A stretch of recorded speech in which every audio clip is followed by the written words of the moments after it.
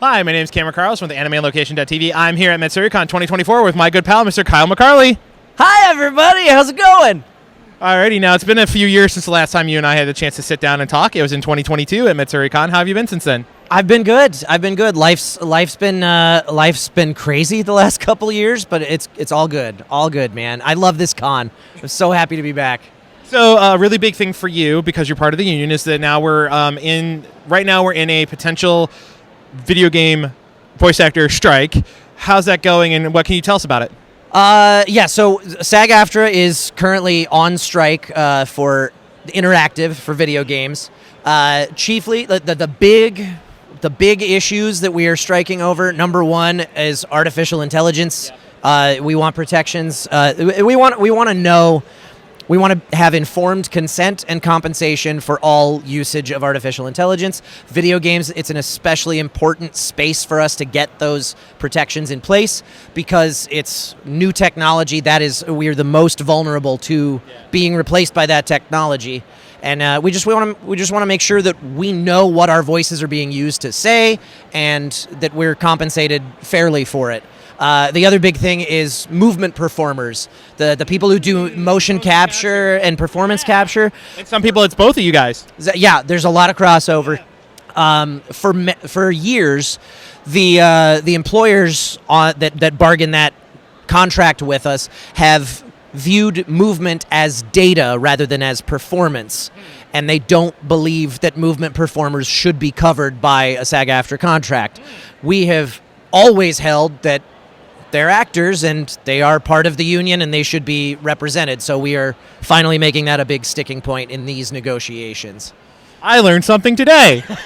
So what do fans need to know and be aware of with the video game strike you guys are going? Like, how can they help be supporting you guys and getting fair compensation, as you talked about, via your negotiations with SAG-AFTRA and the industry? The best thing that you guys can do is to get on social media using the hashtags SAG-AFTRA-strong, which is what's on my shirt, or level up the contract. Those are the two that we're using to just try and spread visibility. I'm still getting fans now and then when I post selfies from the picket line like, wait, I thought we just had a strike. We did. It was for a different contract. So there's multi-layers. Yeah, so we're on strike again on a different contract. So that's the biggest thing we can do is just spread visibility.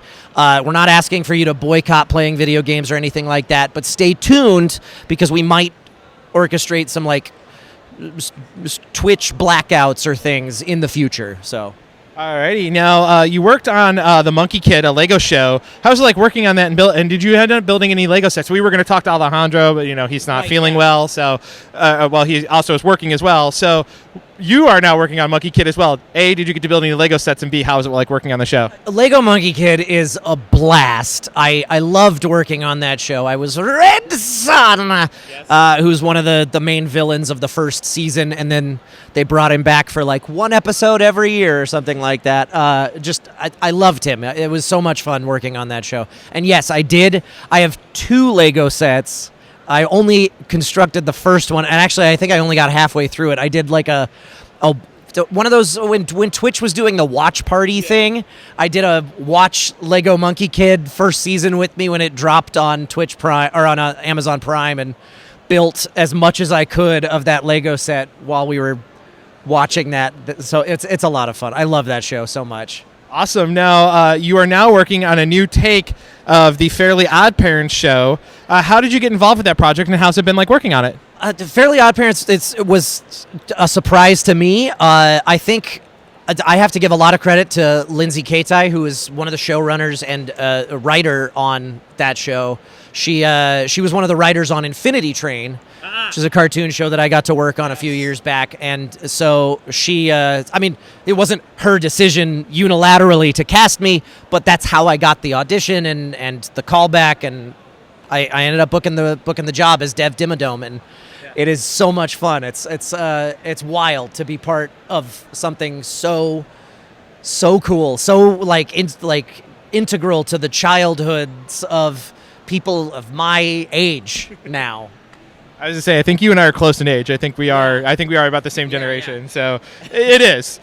So last time we talked, you still have a love for board games. How's it been like working on that and doing some video projects on them? Board and Barrel has been a passion project of mine for several years, and I've started delving more into the YouTube side of things rather than the Twitch side of things lately.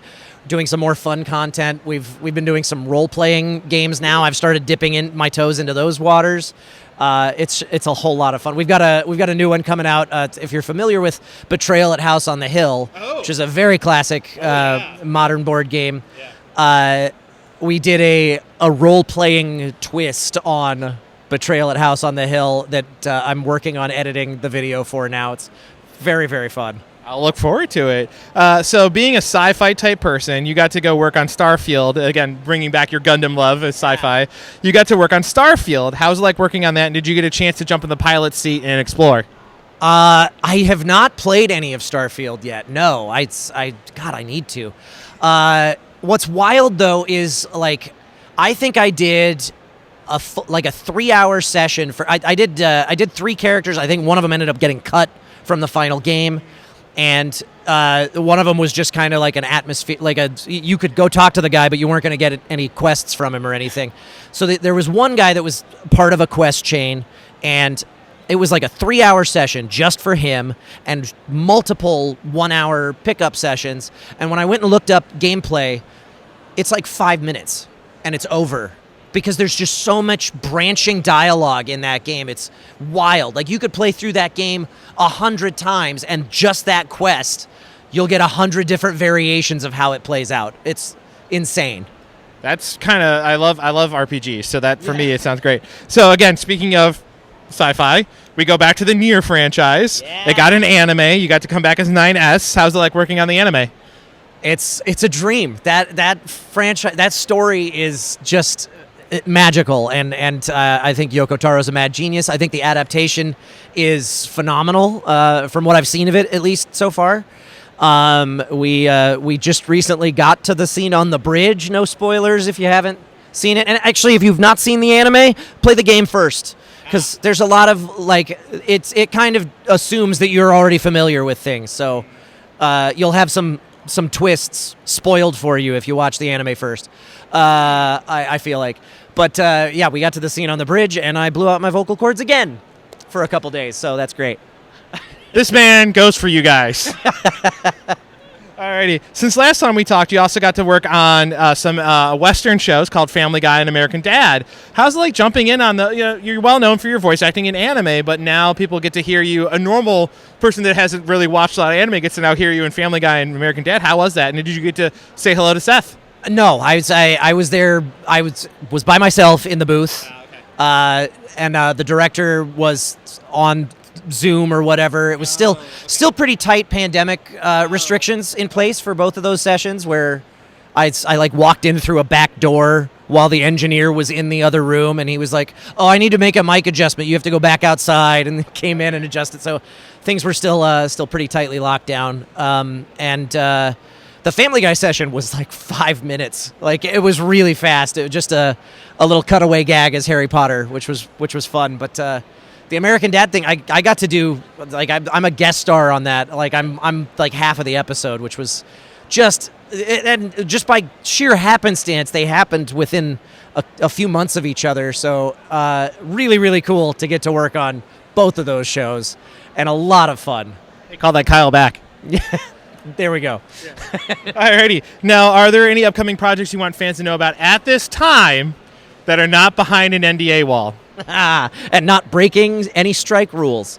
Let me think. The biggest thing that I can talk about is the strike. Again, please support us. Follow up on things. SAGAFTRA.org/videogamestrike is another place to keep tabs on what's new on there. You can also follow me on social media. That's all I'm probably going to be talking about for the next little while. So, alrighty. Now, again, you brought up social media. Where can we follow you on social media? And what would you like to say to all the fans that have been keeping up with you throughout the many, many years of your career? Thank you all so much. I don't know what I did to deserve your attention, but I appreciate it. Thank you so much. You can find me on the cesspool that used to be known as Twitter at Kyle McCarley, or you can find BNB Tabletop on Twitch and YouTube. Thanks, Kyle. You've been a great day. Thank you so much. Thanks. Bye, guys.